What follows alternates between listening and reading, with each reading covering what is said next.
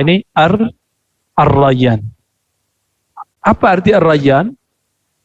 Ar-Rayyan itu kalau disebut sebagai sifat wajah, itu berarti wajahnya berisi. Jika disebut perempuan, perempuannya berarti badannya agak semok kali ya. Itu kali ya, berisi gitu, bagus. Bukan kurus, kering, bukan juga gemuk gitu. Sedang. Jika laki-laki ya mungkin berotot yang bagus. Gitu. Adapun dalam persoalan tentang surga, Ar-Rayyan maknanya apa? Ar-Ray dari kata rawa atau ra'wa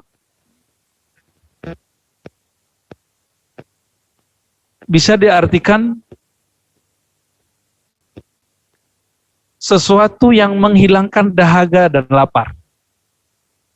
Maka bab Rayyan artinya bab yang menghilangkan lapar dan dahaga. Kita bisa bayangkan Pak, di padang mahsyar itu gak ada makan, gak ada minum. Lewat Siratul Mustaqim ini, ilustrasinya di dalam hadis Imam Muslim, itu kan mengerikan sekali. Rambut, kayak rambut gitu. Kecil sekali, lalu dipotong. Cuma di hadis itu gak disebutkan dipotong jadi 7 Pak. Potong jadi 7 itu bahasa nenek-nenek kita dulu, kakek-kakek kita dulu, mbah-mbah kita dulu.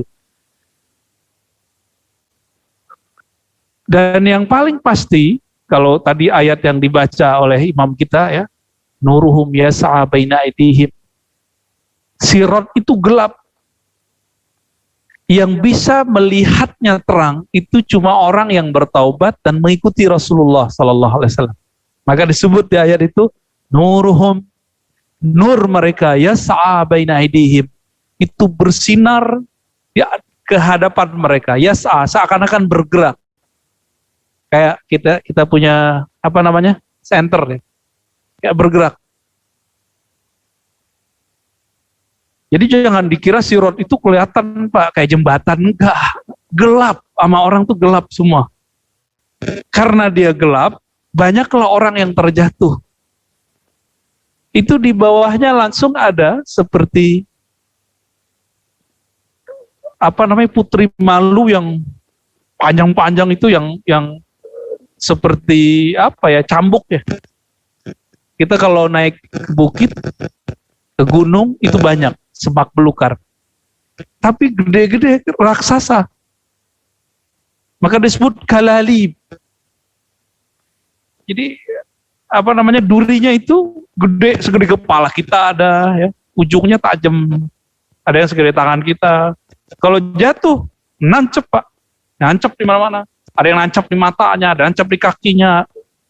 Itu nggak bisa kita bayangkan. Sakitnya kena putri malu sekarang nggak tahan gitu. Gimana di sana? Maka ukuran orang biasa itu mati. Tapi Allah mengatakan la yamutu fiha wala yahya. Orang kalau sudah masuk di situ nggak hidup, nggak mati. Makanya kita harus punya satu amal. Jalan di waktu subuh ke masjid. Nah, orang ini nanti dikasih cahaya. Ditambah punya doa Pak. Ada doanya. Kalau nggak hafal Arabnya, Indonesianya, ya Allah beri cahaya qalbuku. Beri cahaya pandanganku, pendengaranku, hadapanku, belakangku, kiri, kananku, atas, bawahku.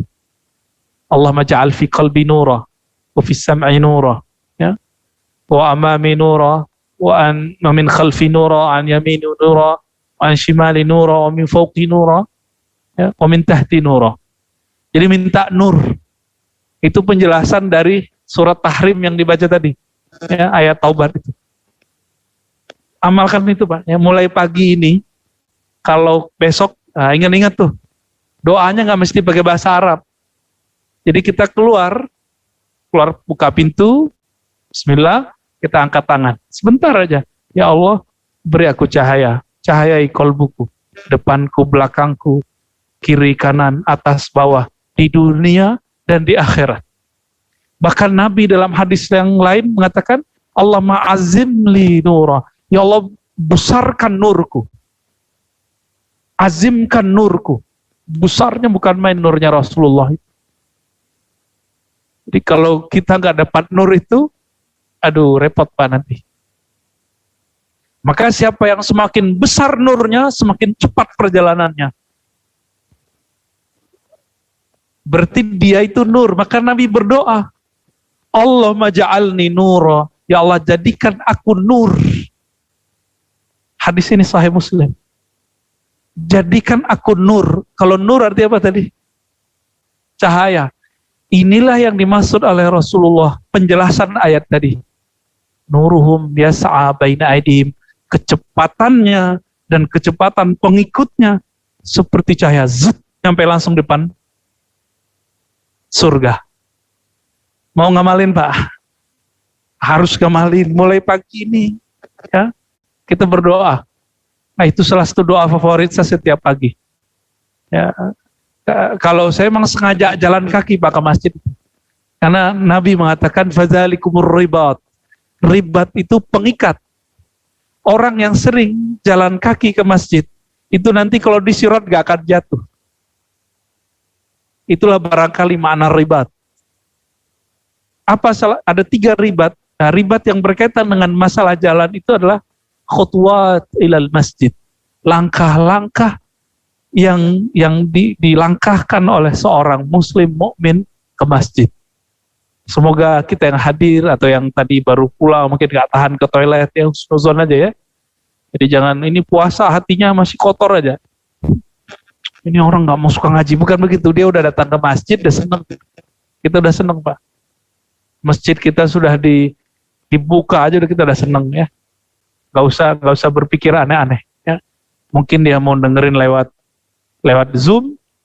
Mungkin juga dia nggak cocok sama kajian kita, cocok sama kajian lain, nggak masalah. Kan pengajian itu makanan rohani. Siapa tahu menu kita nggak cocok sama dia. Jadi nggak usah maksain orang. Ya, siapa tahu apa yang kita sampaikan kurang berkenan di hatinya.